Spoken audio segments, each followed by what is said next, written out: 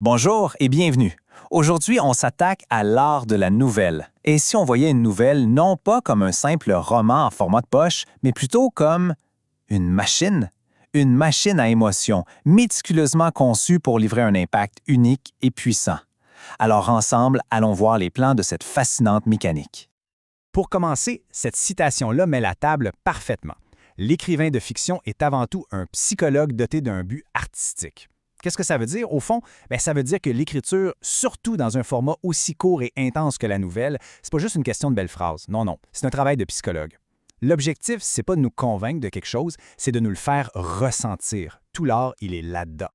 Bon, première section, une seule frappe émotionnelle, la loi fondamentale du récit court. C'est vraiment le premier principe et probablement le plus important de tous. On parle ici de la frappe émotionnelle unique. C'est un peu la règle d'or de la nouvelle. Ça veut dire que chaque morceau de l'histoire, mais vraiment chaque morceau, sans exception, doit servir un seul et unique but. Alors, la question qui se pose, c'est comment on fait? Comment une histoire peut garantir un impact émotionnel qui soit à la fois unique et vraiment intense? La réponse, c'est pas de la magie, là. C'est de l'ingénierie narrative pure et simple. Allons voir comment ces mécanismes-là fonctionnent. OK, le concept de base, c'est ce qu'on appelle la loi de l'effet unique. C'est le grand Edgar Allan Poe qui a mis le doigt là-dessus. L'idée est simple. Une nouvelle, ça devrait se lire d'une traite, d'un seul coup, pour que l'effet soit total, pour qu'il nous frappe de plein fouet. Ça veut dire que chaque mot, chaque phrase, chaque détail, tout, absolument tout, doit converger, doit pointer dans la même direction.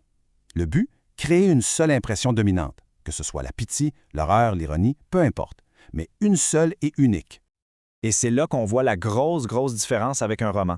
Un roman, ça peut se permettre d'être un peu un débarras, un fourre-tout. On peut y mettre des intrigues secondaires, des digressions, viser plusieurs effets. Mais la nouvelle, non. Elle n'a pas ce luxe-là. Sa structure, elle est convergente. Tout, mais vraiment tout, est dirigé vers la fin. C'est ça sa force, la concision, l'intensité. C'est un sprint, pas un marathon. Ici, c'est super important de faire la différence entre le matériau et l'effet. Le matériau, disons que c'est l'événement brut. Un accident, une trahison, la substance brute de la vie. L'effet, par contre, c'est l'impression que l'auteur va sculpter avec ça. Imaginez, deux auteurs prennent le même accident de voiture. L'un pourrait en faire une histoire d'horreur, l'autre une histoire sur la pitié, un autre pourrait même trouver de l'ironie là-dedans. C'est ce choix-là, le choix de l'effet, qui est le cœur du travail de l'écrivain. Section 2, l'écrivain en psychologue. On va s'intéresser à l'ingénierie du personnage. OK, alors si notre machine est conçue pour un effet unique, il lui faut un moteur, non? Ce moteur, c'est le personnage. C'est lui le véhicule qui nous transporte vers la destination émotionnelle. Et construire ce véhicule, c'est tout un art, c'est de l'ingénierie psychologique. Mais là, le vrai défi, c'est comment on fait pour créer un personnage qui soit mémorable, qui soit crédible, en si peu de pages. On n'a pas le temps pour une biographie de 50 pages. Le secret, en fait, il n'est pas dans les détails de sa vie, mais dans la tension interne qu'il ronge. Et cette tension-là, elle vient d'une contradiction fondamentale. D'un côté, on a le désir. Ça, c'est son objectif externe, ce que le personnage pense vouloir. C'est ce qui fait avancer l'histoire. Mais sous la surface, il y a le besoin. C'est son manque interne, ce dont il a vraiment besoin, et souvent, il ne le sait même pas. C'est le choc entre ce qu'il veut et ce dont il a besoin qui crée tout le drame, qui le rend intéressant et qui va le forcer à se transformer. Et comment on montre ça sans tomber dans de longues explications plates? Avec la caractérisation indirecte. C'est la règle d'or que tout le monde connaît. Montrer, ne pas dire. Au lieu de dire « Jean est courageux », on le met face à un autobus qui fonce sur un enfant et on regarde ce qu'il fait. Ses actions, ses dialogues, surtout sous pression, c'est ça qui nous révèle sa vraie nature. C'est tellement plus efficace. OK. Troisième section, l'architecture du récit, ou si on veut, le plan de la machine. On a notre destination, l'effet, et on a notre moteur, le personnage. Maintenant, il nous faut un plan, une structure pour que tout ça tienne la route et que la tension monte jusqu'au bout. Un plan qui marche presque à tout coup, c'est le fameux schéma Kinner. C'est simple. Étape 1, la situation initiale. Tout est normal, tout est en équilibre. Étape 2, l'élément déclencheur. Bang! Quelque chose arrive et brise cet équilibre. Étape 3, les péripéties. Là, le personnage essaie de régler le problème, il se débat. Étape 4, le dénouement. Le conflit se résout pour le meilleur ou pour le pire. Et enfin, étape 5, la situation finale. On arrive à un nouvel équilibre qui est souvent bien différent du premier. C'est une recette classique, mais terriblement efficace. Mais au cœur de n'importe quelle histoire, qu'est-ce qu'on trouve? Un conflit. C'est simple, pas de conflit, pas d'histoire. Et il y a 3 grands types de conflits. Il y a le conflit élémentaire, une personne contre la nature, comme dans une histoire de survie. Le conflit social, une personne contre la société ou contre quelqu'un d'autre. Et finalement, le plus puissant, le conflit interne, une personne contre elle-même. Souvent, les meilleures nouvelles vont mélanger ces conflits-là pour créer encore plus de profondeur. Et on arrive à la dernière section, la plus cruciale. L'art subtil de la chute, le mécanisme d'impact. C'est la pièce de résistance de notre machine, le moment où tout explose, la fin.